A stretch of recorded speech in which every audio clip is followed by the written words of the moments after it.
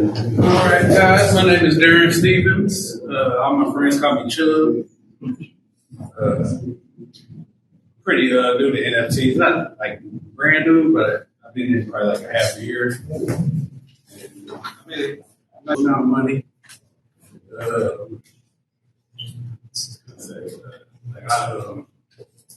I'm on the Cardano network. Cardano blockchain. That's what I use. I'm not really into the Ethereum because all the gas fees and everything. So I just really want everybody to know that there's other blockchains other than just Ethereum. A lot of people will be talking about NFTs. They talk about Ethereum. But,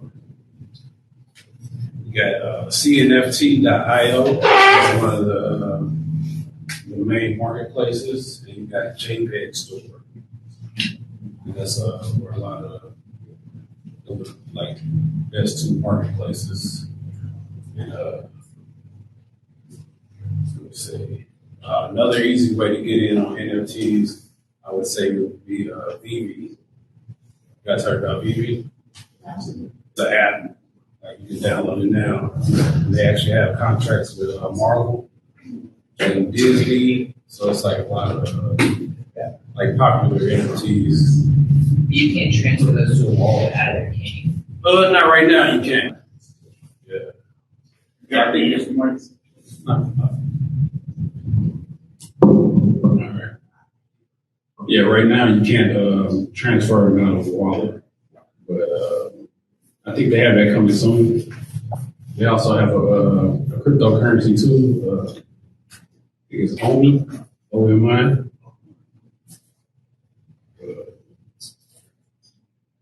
What I do also, I have a group called the Crypto Franks, where we just teach people about cryptocurrency, NFTs, etc. Right now, I'm in the phase of just building my community up. I'm gonna actually do my own NFT soon. Right now, I'm just trying to build my community up first. I really didn't prepare anything for this. I didn't know. He didn't tell me what I need to do, but I definitely want to. Where can we find, like, how can we? CryptoFriends.com. And then also you can find them on Facebook, Instagram, Twitter. And also look up mintmonday.io. We give away a free NFT every Monday. Just that one. Yeah, mintmonday.io. And there should be a giveaway tab. You can go on there and sign up. It's pretty easy. Yeah. So some of the pieces that are like in the background, or is that like NFTs that you purchase and then put on? Yes, my company CNFT. It's actually CNFT, like a T-shirt. C with SEE or C? No, C like CNFTEE. That club. That's the website, but it's just NFTs that I purchased off the Cardano network, and I put them on T-shirts. But that's some of the shirts I'll be giving away. So like besides gas fees, because I know you mentioned how it looks like the big difference between like Cardano network and then Ethereum-based NFTs. A smaller community, so it's like I think you can stick out more. Because I think like OpenSea and everything is it's kind of like saturated, so it's hard to like really stick out. But it's easier to get into CNFT, I think. I also have an ebook too where I teach like step by step on how to like set up your wallet and like the buying process of getting it. You can also find that on cryptofriends.com. Any other questions? So I don't know if we were discussing it, but like how do you get started in crypto, and like what was your first like maybe currency that you were exposed to, and then like how do you get into NFTs? I've been in cryptocurrency since like 2016, like on and off, but really taking it very serious like since 2020. So then last year I got into like Cardano, and I had like a whole bunch of Cardano. I got in at like 30 cents, and I just wanted to find something I could do with my Cardano. And then I seen that they was doing NFTs, so that's what really made me get into it. And I bought what's called a Claymates for the first time. I was just really testing it out. Is that like an NFT? Yeah, that's one of their blue chip NFTs. Okay. Yeah, and like I held it for like a month. I bought it for like probably like 100 ADA. Held it for like a month, and I ended up selling it for like 3,500. So it was like that really like changed my mind on everything. So after that, I went all the way in on it, and like I've been in since. So I've made a lot of money. I mean, I think a lot of us are here partially having different incentives around getting into NFTs, you know, and you talk, excuse me, from your perspective, you're sharing a lot around like how it's benefited you financially. Yeah. So, I see. I couldn't see that initially when we started, but has that been lucrative for you just based on Cardano, or like have you explored the other currencies to purchase NFT on as well? And has that been the benefit, or maybe it's or is it Basically, I've just been all in on Cardano NFTs, really. CNFT? Yeah, CNFT.io. You can also check out the JPEG. the TEE, right? That's for his personal collection. Oh, okay. Yeah, this is actually a marketplace where you can buy some of the Cardano NFTs. Oh, that was kind of clever. Yeah, some E's on there. So is the ecosphere that I'm used to similar over Cardano? Are there avatars and metaverses and tech Yes. projects, tech art? Actually, right here, the Pavia, that's like their main metaverse that they're doing. And they actually just minted their last pieces of land like last week. And then we have Boss Planet. This is where I'm in on. They just minted too. Like you see the prices on them. That's ridiculous right there. I don't know what's that. Mean price, right? 13,000. Yeah. That's a mean price. That's something I'm noticing about this, and tell me because I'm kind of learning this is the sphere that I'm not as deep in. It looks like these are really reasonable, especially compared to Ethereum. Like on Ethereum, I'm not seeing it like 55 AA, and 88 is 88 cents. We're talking about like $40 or $50, right? Yeah. There's no gas. Is that? Yeah, that's right. Is it super Very low gas or reasonable. is it actually zero? It's like super low gas. Like a fraction of a dollar. Really. Like the cents. Yeah, serious. So, what is your, because it's not something that I really talk about, but what is your view on trying to find good projects that could potentially have upside? And like, is that something that you look at much, or what are you looking for in these type of projects? I'm looking for community first. Like, you gotta have a community with any NFT. Like, you gotta build your community up. And if a project doesn't have a community, it's like it's not worth What happens to it. the full price of it has no community? I was going to like 8 ADA. If you see me for like 8 ADA, that means it's probably like a dead project. And how's that different than a really active?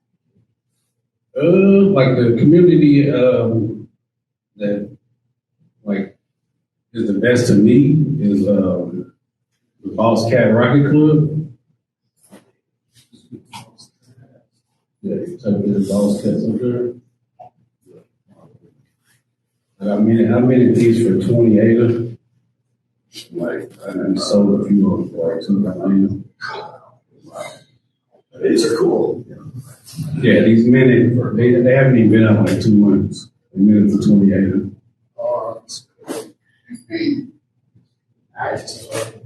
What are the royalties? I got it. If you got a top 2,000, you get like a percentage of royalties on all the sales every month. Now explain that because that's different, I think, than what you're saying. You're talking about the artist royalty of the contracts, right? Yeah, but But explain that different because that is a facet that we haven't explored in any contracts yet. Is that owning it gives you Owning it gives you a percentage of the royalties on the whole contract. But that's if you got a top 1,000. I got 3 top 1,000s, and but I get a royalty every month. that's just for being a collector. Yeah, just for holding it. And then they got a lot of incentives just for holding. Like the Boss Planet, that's their new thing that they're doing. So were you a part of like their discourse to find out like, hey, they're dropping this day, so I'm gonna be in the top 1,000, or it just happened to be that you? I just happened to mint. I actually minted 2 of the top 1,000. Yeah. And then I bought one. But like in the beginning, you really didn't know what you was getting because they didn't have like a rarity chart out. But That can be good sometimes, right? If you're not, because people will sell one that is exceptionally rare, not realizing. yeah, like I got mine priced like 108. And it's like the top 1,000. I think the floor on the top 1,000 is probably like 20,000 maybe. what do you think the floor? The lowest price you can buy. Lowest price of the top 1,000s. Yeah.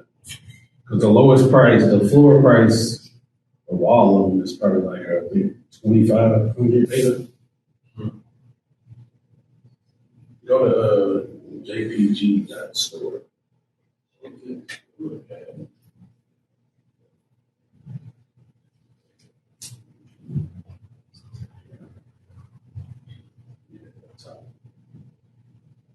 That's very clean too. Yeah, this one's it's more similar to overseas. I would say. Yeah, actually putting that lost card. This is very similar. See the floor right now is what 2089. Yeah, like I said, they made it to 20, so it's a big jump. So do you see a lot of new projects that are interesting coming out on the product? Yeah, like man, it's really oversaturated kind of because they dropping stuff every week, like every day really. But how I got in this project is because the guy that brought this project out, he came from the Board Yacht Club.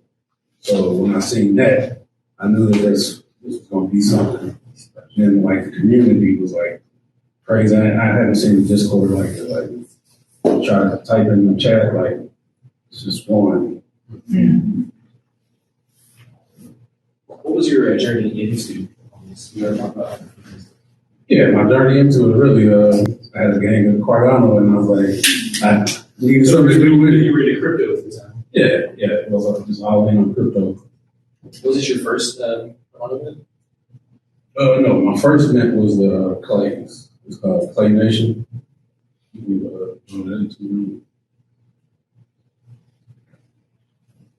They're considered like a blue chip. Cardano.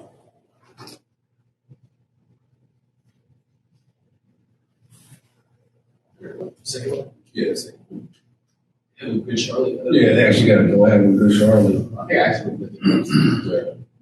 Oh, it's like a whole collection. Yeah. The guy that made this, he actually made it with actual clay. Oh, this is cool. See, I haven't seen anything like this on OpenSea. This is crazy. Because why would you have already seen 100 projects just like this back on the OpenSea side? Yeah. It's pretty cool. Wow. So that was your first minute? Yeah, so my first mint, yeah, I got one of them still. I had sold one. I had 2 of them at first. And I sold one.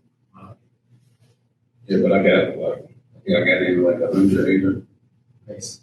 floor right now. Let's see. Like, I want to click on one that I don't think that I like very much. So 1,350 floors the floor on basically the floor on any of them, either one that's not necessarily my favorite. So keep in mind, like, understanding the community behind this is how to understand why that floor price is valid and why someone coming maybe towards from NFTs and mostly Ethereum or whatever, and this is the first time I've ever looked at this collection, right? So I look at that, not knowing the ecosphere of why someone values it that way. I don't get it, right? And I'm deep in the space, so I do get it in the backside way of why. The reason I don't get it, I understand. I don't know what the community is. I don't know what a utility that this project has. I don't know how long these have been moving around. I don't know that the person who owns it currently might be a celebrity, for example. Who knows, right? There's a lot of things that I don't understand about the project. Therefore, I'm not going to press the button, even if I wanted it on the floor, even if I have enough ADA, until I understand that. Because if I don't understand that, then when I come back here tomorrow and these things are at 5 ADA, I'm not going to understand why they did that. And if I come back tomorrow and they're at 20,000 ADA, I'm still not going to understand that. So that one project, I'd have to understand that entire ecosphere just to understand if I want to buy that one. And it's not to screen off, it's meant to say that if I go back to the front page and we look at 100 different projects, you cannot critically evaluate them all just by looking at just the arts necessarily. That's what's getting complicated in this world. You find a piece of really fire art that you like. The thing we say in Forgotten Wizard, like wizard, buy wizard. Like it, get it. Now, if you are trying to find upside and stuff like that, you got to do the critical research and stuff to figure out what this community is all about. Because this community could be on the verge of, this might not be it. This might be like, he could look at that and be like, $15.99? That's a steal. That's stolen at $15.99, even for that one, right? Because I don't understand why that someone else will look at that and be like, dude, that is easily a $3,000 Cardano piece. Easily. I can't evaluate that. But if someone does do the research and can evaluate it and make an educated guess on what will happen, then is when I consider getting into projects that have already minted. Projects that haven't minted yet, if they have a history too, they haven't been. If you can't, like the artist for Cool Cats, he started on that Cool Cat here in Atlanta in 2015. I can go to his Instagram and look at those pictures still posted on his Instagram all the way from then to now, right? That gave me a lot of trust. On something like this, if I didn't have that same background to look at, most of them don't. We're building a game. In the future, once you give us your money, not already built. That's mostly what's happening now. Yeah, Right? that's mostly the rumors. Everybody's speculating. Like, Yeah. we got a game coming out. Man. We now need $1 million so we can do it, and we need you to give that $1 million to us so that we can do all these things we're promising. There's promises on the roadmap, you know? So understanding these ecospheres is very important. So what would you say is a good way to get into Cardano NFTs? Because I mean, Playnation's a little longer, but are you still trying to find projects to mint? Are you looking mostly at secondary? Yeah, still many projects. Like that's the best way to get in with any blockchain. Really, is to mint on because you get in early on the price. Mm-hmm. There's different websites you can go to see what's coming soon. Like Yeah, you can calendar websites. like NFT Calendar is one. NFTcalendar.io. There's Rarity tools, Rarity Sniper, stuff like that. I'm pretty sure if you can Google NFT Calendar, just 2 words, and that you get a lot of the results you choose today. Yeah, you can put in CNFT calendar. Yeah, a lot of stuff like those. Yeah. So let me ask this: where are you in your next steps in your personal work with it? Are you going to be putting out Yes. NFTs yourself? I'm actually working on NFT myself. Coming soon. Okay. Any idea when you're going to start dropping info that you're going to be on? I think next month. I'm gonna do like a master class to teach you more about CNFT marketplaces and everything.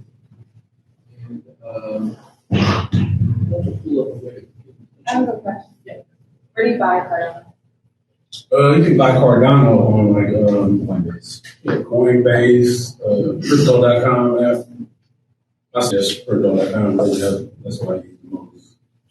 You can put your the artist you buy on Ledger, right? Yeah, you can put it on Ledger. Yeah. Why do you prefer Crypto.com? I think it's easier to work. I don't know.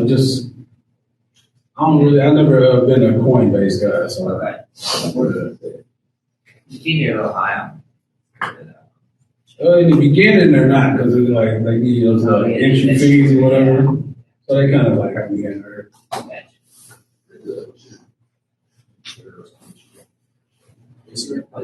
Yeah, those. Maybe about your.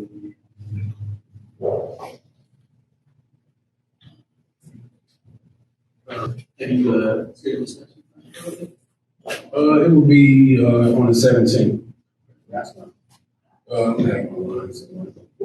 17th online. Okay, if you guys want to get in touch with it, Made by Chubb on Instagram. It's a great place to go. Midmonday.io. It's a website, right? Yeah, Monday.io. That's where we give away the NFT every month. So you can go here and get some more information. He also has a great Instagram page for Mid Monday. So when it comes to getting into Cardano NFTs, there's not a much better way than doing some contests that are fairly easy to do. Yeah, it's very easy. Yeah. Pick a winner, really. Yeah. Sign up with your email. Pick a winner. I want to flash this one right here. This is one of the first ones he showed me that I got really excited about. Because you see like the square and see how it's moving back and forth. Like if you pulled it up on the website, capture your finger in there, that's how it's moving around is with your finger on that square. And moving it around. Like the code that is required to make that happen is very complicated, like super complicated. You can't do it on OpenSea. I've never seen anybody on OpenSea except for one project doing it. It's not this complicated. So yeah, over on Cardano, that's the other thing is your custom contract can be way more complicated because it doesn't cost you an arm and a leg to deploy it over there. If I'm not mistaken, the languages and syntax is a little different. But yeah, language and syntax is different, but at the same time, like the idea of what you're trying to do is the same. So yeah, it's something to think about with custom contracts. Like if you're going to do Ethereum, great. Everybody loves Ethereum right now. It's most popular for flipping, all those types of things with it. The big headlines, all that. But if you want to do something more efficient, you want to go ahead and run past, and it's definitely one to consider. Yeah, it's like really early on Cardano NFT. It's like I think it's like a whole lot of time to get in. Yeah, some of the ETH people started to come over. Yeah, oh, definitely. Yeah, I can tell from some of the project styles that people are looking at ETH and being like, what could I possibly potentially make it. All right, anybody have any other questions? What Cardano wallet do you use? We got Yori wallet and Nami wallet. Okay. Yeah, those are the Nami wallet connects to like all of the marketplaces pretty easy. So it's something like MetaMask for Cardano. Yeah. Okay. Yeah, so you were talking about rarity tools earlier. Do you use that for different platforms to kind of see the rankings of some of the NFTs that you're going to purchase on those different marketplaces? Like how do you, I know you talk about communities and stuff like that, but if you're not minting and you're going to buy secondary, when you do, what do you kind of look for? Yeah, there's another one called CNFTees, that tool. Yeah, and it's basically the same thing as rarity tools. I just want to think too, any ecosystem that's happening in ETH or Cardano or anywhere, there's usually somebody building a parallel system in the other blockchains because they want people to be able to something they recognize. That's why that other one looks so much like OpenSea. Like if I come over here, it looks like OpenSea, I'm not going to run away. I'm going to understand how to navigate it intuitively. Yeah, that's called Open CNFT. So here's kind of what I was showing you before. This is rarity tools. The thing to keep in mind, don't get it twisted. They're paying 2 ETH to be listed up here, 2 Ethereum. They haven't minted yet, so they're committed for sure. But that does not mean that any of these projects are good or bad. There are definitely possibilities that have before had rug pools be on this list before. Because rarity pools can't determine what the devs want to do a month later. You know what I'm saying? So keep in mind, you're looking through these, you can start to evaluate them that way. But this is cool because it has the mint price, time it's going to go, the quantity total, and the Discord and YouTube, or Discord and Twitter links and the websites. And you can just kind of look at between different ones what kind of art you're going to be looking at, Just because this is the URL, not very simple, which website is it? This is Rarity.tools. Rarity.tools. Yeah. So I personally I've critically investigated trait counts based on this, looking at, arguments and stuff. The thing is there's an intrinsic value that can be fully defined sometimes. Like Bored Ape is a perfect example of an ape with bored eyes and a bored mouth and no hat is very common technically in the collection, but extremely hard to obtain because people like those traits so that they value them higher in insurance. So the number 10,000 least, I know this rarity chart, it goes from number 1 rarest to 10,000 least rarest. The number 10,000 least rarest, most bored ape, in someone's opinion, sold for an astronomical amount the other day, like over years. Really? And yeah, they're the least rarest one technically. So there's a certain intrinsic evaluation that has to come past that. But when things first come out, people just get rarity tools hard trying to figure out if they got something rare or not, or if it's rarer than other things. So because they're trying to determine what's listed at. And then just here's a little. We got angels and devils. I think that looks like junk. Blues, that is super good. Nautical narwhals, I'm going to say it looks like junk. Wonder Pals, technically that looks, I have to say it looks good because it's stylistically cued towards some things that I've actually have liked in the past. And I have a bag in my cool caps, right? So I'm not going to put, so FUD means fear, loathing, and doubt. I'm not going to put something that I think looks cool. Naked Eye Project, that's kind of cool, right? Zom Autonomy, that's probably from Thailand. It looks like a Thai artist kind of thing. Pretty cool. NFT Stadium Genesis Pass, totally different. That's not an avatar project. I don't know what it looks like. That's not even just an MMA ring. So looks like that they're launching a whole bit pass for concerts of some kind.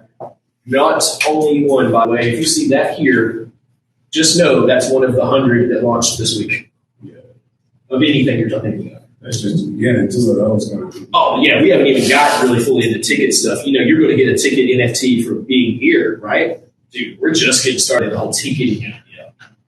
Potato Pips NFT. Yeah. Okay, maybe. Digital Kings looks pretty cool. Oh, that one is actually the reason I think that's cool is because that is based on a music game. Like once you have those, there's a first person or a fighting game, like a fighting game, and you use your character in the game exclusively. And the game already exists. Gamer Apes Player Club. What you normally see a lot of as soon as something gets popular is someone makes something very similar to something you've already seen to try to get that feel. Like, well, you can get word for 8, but you can get this for 0.08. Yeah, too many apes. Sumos, Demon Kingdoms, a cat evolved. A lot of cats too, right? So many cats. That one right there. That looks fire. That's the big project. Jungle Tribe looks good. Now, keep in mind, like it's a high effort artwork. Doesn't guarantee that the community is good, and it's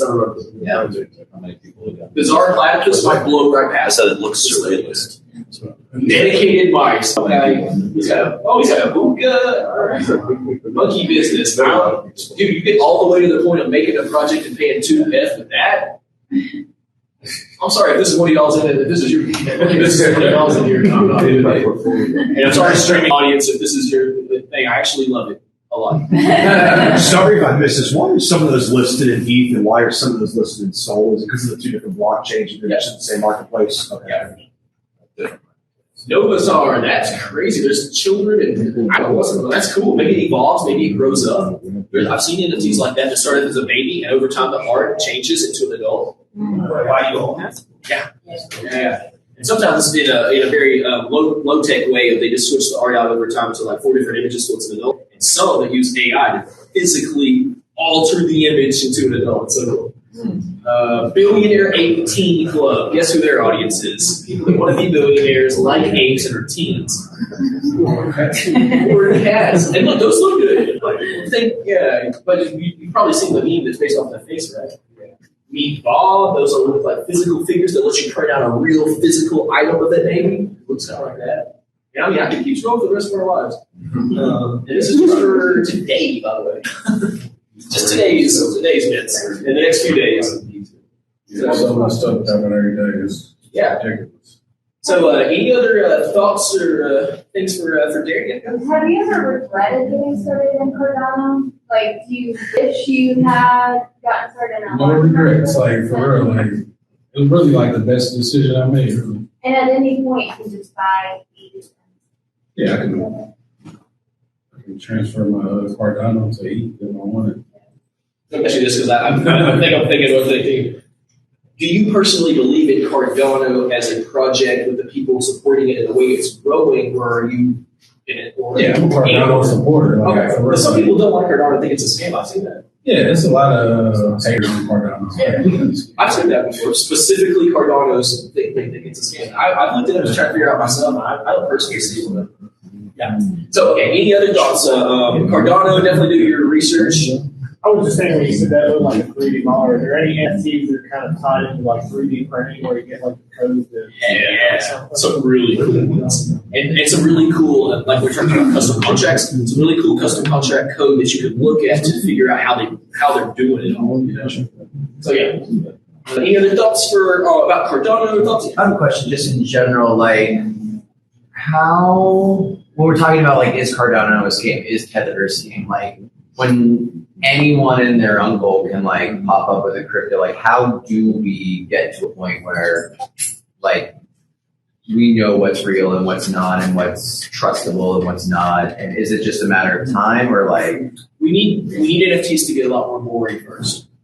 But until they get boring and everything, like the difference in a Mac and a Windows computer in my head, you know, I started off in computer class for Windows and then I moved to Macs later, and I literally had to go to the Mac store the day before I started class in college for my Mac and get them to teach me how to right click because I was so afraid to walk into that class and not know how to right click on the mouse because it didn't have a right click. And I came from Windows. I could build a Windows NT server. And I had no clue how to right-click on an Apple device, right? So the difference, though, for me, though, is in NT and in Windows, I'm digging around in the code, I'm moving stuff around, I'm messing things up, I'm breaking my computer half the time.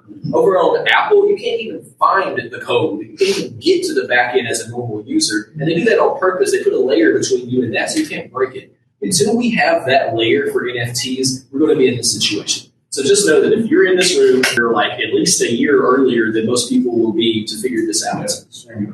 You're super early. Like, so just keep it in mind like that. To answer your question, things will get a lot easier when they get a lot more boring and consumer protections go into place. But when that happens, the boring, we'll get over 50% boring. And most projects won't be exciting and things won't change quickly and all that upside.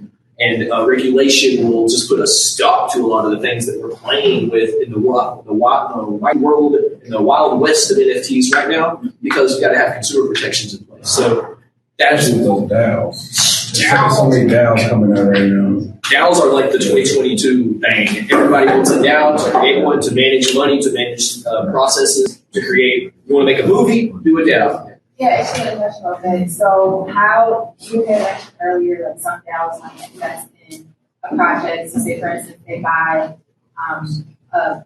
or Sure. whatever. And how does a DAO purchase that? Is it an individual or how, like I know the DAO is a collective, so how do they purchase that item? They take a special type of wallet that's called a multi-signature wallet. And that multi-signature wallet, you can only make a transaction on that wallet if a certain number of trusted other wallets agree to the transaction. So what a DAO generally will do is they'll have a multi-sig wallet with a 5-signature DAO, and at least 3 out of the 5 signatures have to confirm the transaction before it'll go through. And the way that they decide whether or not to make the purchase is using the DAO as a voting. So like there's 100 people in the DAO, everybody gets one vote. 51% of the votes said yes, so then the motion passed. So then that they will decide when and where to make the purchase. So and then a lot of DAO processes are done in that same way with a snapshot.org. A lot of people are using it. what is that total number telling us? That's the total number of items in the collection. So there are 7,000 unique avatars in the Indigo Child collection. None of the two will be exactly alike. There may be a bunch of them that have that's holding a beer pitcher, but if they hold a beer pitcher, they don't have a unicorn head, whatever. Each one's their properties are unique. And that's what you do with the Python scripts is you're taking all your art layers, like all the hats, all the mugs, your base character, and you're deciding the layer priority, the hats on the front of the body and on the back, right? And then you're running a script that matches those, creates a new PNG and spits it out, like layers them, and creates a PNG, spits it out, and then in my code, the next thing that happens is it compares it to every other one that's spit out and guarantees that it's unique. So and then if it's not unique, it deletes it and tries again. And so then in the end, you say, I want 8,888 Christmas trees. Hit the button. It was really cool to see. It's literally in using code to decorate my Christmas trees. It says, ornament 5, green thing, cat on the side, bam, bam, bam, bam, bam, spit it out. Shh, bam, spit it out. Shh, bam, spit it out. And I'm using combination of my hand-drawn art and technology to create unique versions of the art. It's called almost like a weird industrial version of what Andy Warhol was doing. So then do you need to, say each say each layer like a separate asset in order to, oh, okay. So like say mine was 3,500 by 3,500 on the original images. And then, so the full image would have the Christmas tree over to the side and with it's a transparent PNG, right? So I've got a transparent PNG of just the Christmas tree. And then I've got a transparent PNG of just the ornament that's aligned where it should go in the same square. And if you looked at it just by itself, it would just be a blank square with an ornament floating in the middle. But if I looked at all the elements together, they go where they need to go. Yeah. It's really fun. That's one of the most exciting parts of it. This whole generation thing, it's out of control because people are making really low quality projects and stuff because there's literally visual marketing solutions for doing that Python script without the coding part. You literally just buy it, upload your art, hit the button, it spits them out. And that's cool. That's happening, but it makes it so accessible now that you see what, I don't know what Cheeky Kaiser's is. It looks kind of cool. It's like stick men taking over the world. I don't know. But so it just makes it accessible, So that's just how it's going with it, creating these giant projects and managing them. Any other thoughts for Darren? Yeah. Since you had mentioned you're helping educate people and sharing information, what is their level of where they're at with their knowledge around NFTs? Is it all levels or is it? Yeah, it's basically the entry level, really. Okay. What have you gotten as feedback as let's say for instance, somebody might come here and it's still skeptical. So when it comes to kind of converting someone to being an owner of Cardano or buying NFTs, what is something that you share with them so they I wouldn't invest any money that you not already ready to lose. With Cardano, it's cheap to get in, so it's not like heat. So you see Cardano right now is 80 something cents. The top was $3, I think it was. So it's down a lot from where the high was. So it's a good entry level NFTs. Any other thoughts? All right. Yeah, let's get this. Yeah.